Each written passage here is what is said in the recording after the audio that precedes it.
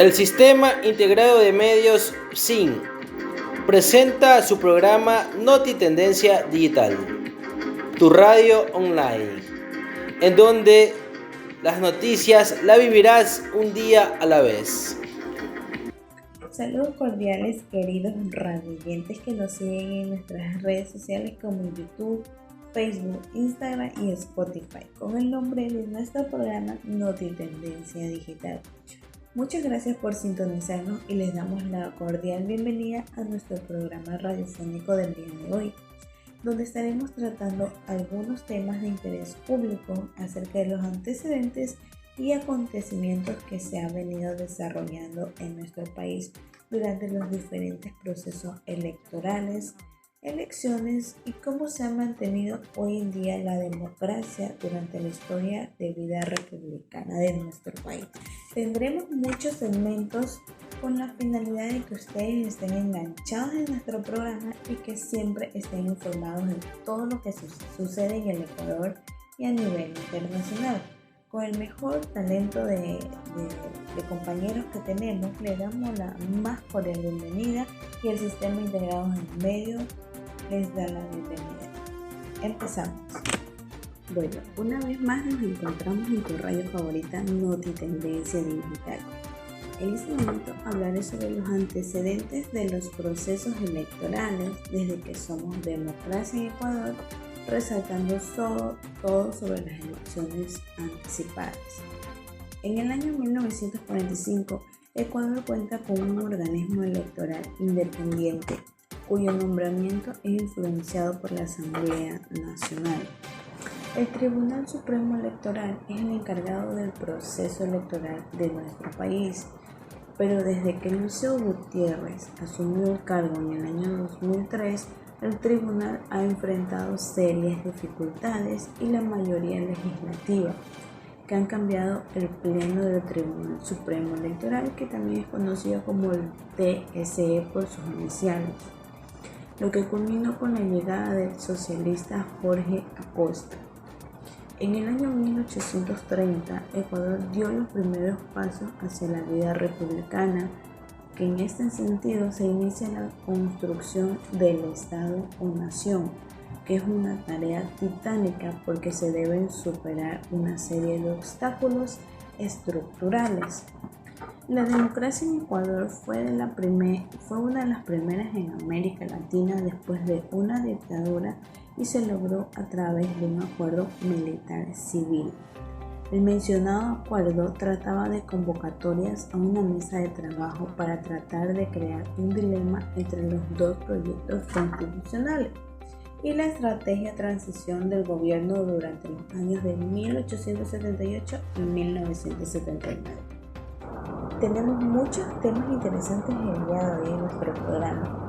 Aparte de los antecedentes, acontecimientos y diferentes temas de interés público sobre los procesos electorales en nuestro país, también tenemos otro tema muy interesante que hablaremos el día de hoy.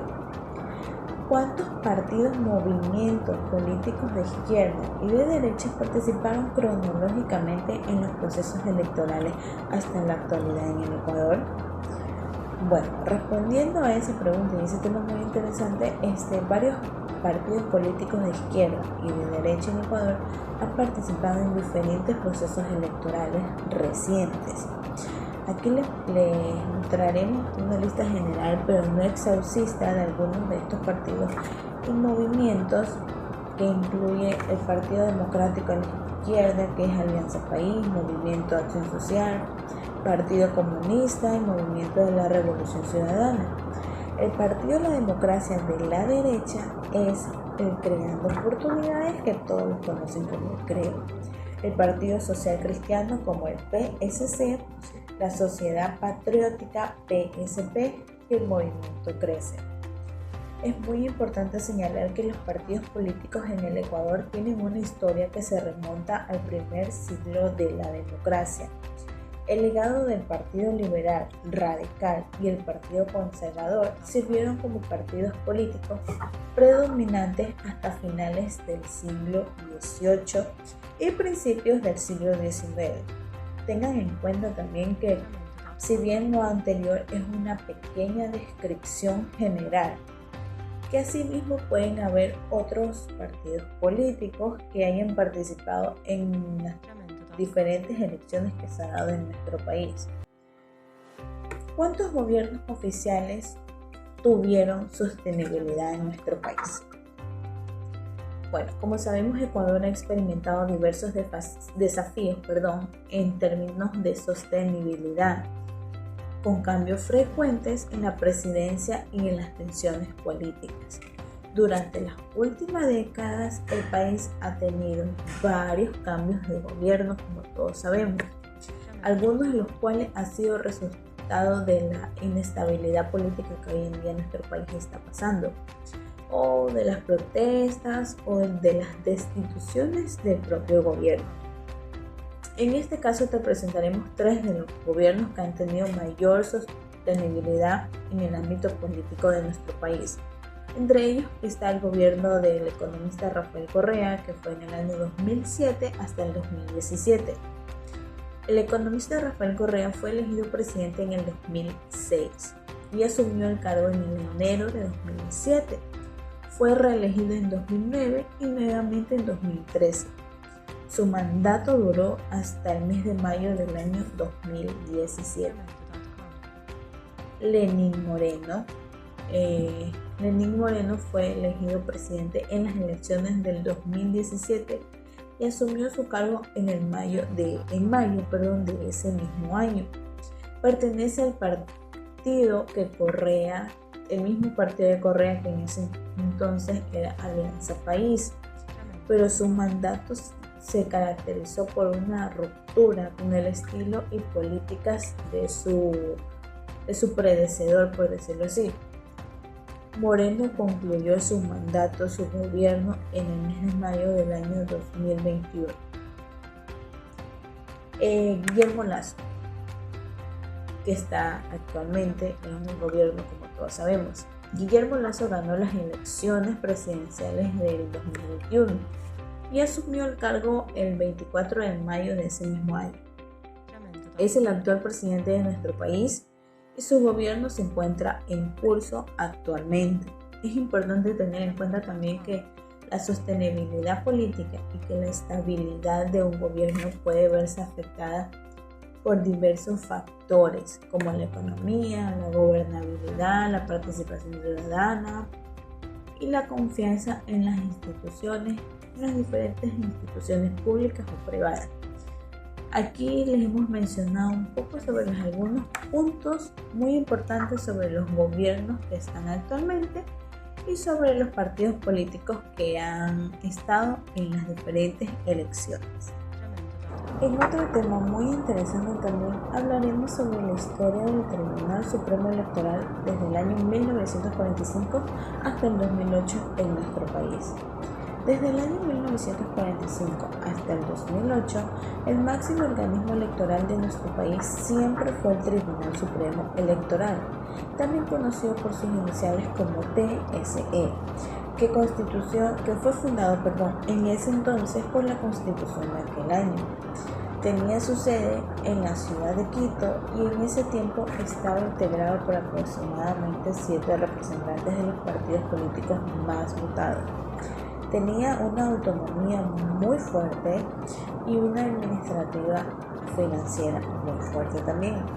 Sus responsabilidades incluían administrar el proceso electoral y sancionar a los partidos y candidatos que violaran las reglas en ese entonces.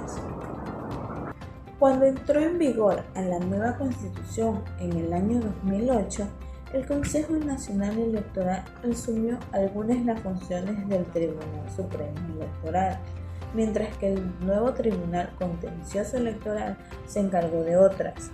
El autogolpe de Estado de José Mara Velasco Ibarra en el año de 1946 daría un paso muy importante a la Asamblea Constituyente, que en ese tiempo redactó una nueva constitución cambiando el nombre del Tribunal Superior Electoral por el del Tribunal Supremo Electoral, que comenzaría a funcionar el 11 de marzo de 1947, con Benjamín Terán como titular de ese nuevo nombre. En otro tema interesante, muy interesante también, pero no menos importante, tenemos sobre la creación del Consejo Nacional Electoral, que todos lo conocen como el CNE. El Consejo Nacional Electoral fue fundado el 24 de octubre del 2008. Es el reemplazo actualmente del Tribunal Supremo Electoral, que desapareció después de la entrada en vigencia de dicha constitución, que fue el titular Benjamín Terán. El CNE tiene funciones que incluyen la planificación y la supervisión de todas las elecciones que se dan en nuestro país, la sanción de los partidos y candidatos que infrinjan las leyes electorales y el registro de seguimiento de los partidos y movimientos políticos tienen una grave sanción. Sus únicas funciones incluyen la planificación y supervisión de las elecciones, la sanción de los partidos y candidatos que infrinjan las leyes electorales.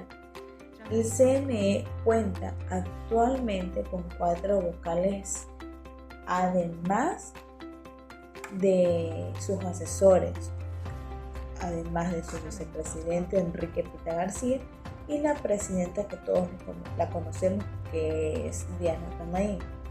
Además cuenta también con 24 delegaciones provinciales, que en cada una de las provincias para descentralizar los servicios electorales en todo el país.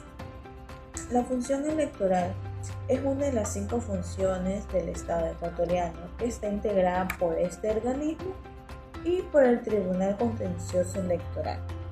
Síganos en nuestras diferentes redes sociales como Notitendencia Digital en YouTube, Facebook, Instagram y Spotify, para que no se pierdan ninguna de las noticias más relevantes que tiene nuestro país y a nivel internacional. Esto ha sido todo por el día de hoy. Agradecemos su sintonía en su radio Notitendencia Digital, transmitido por el Sistema Integrado de Medios. Estaremos el día de mañana compartiendo contigo las últimas noticias de actualidad, con la transparencia y la credibilidad que nos caracteriza. Gracias.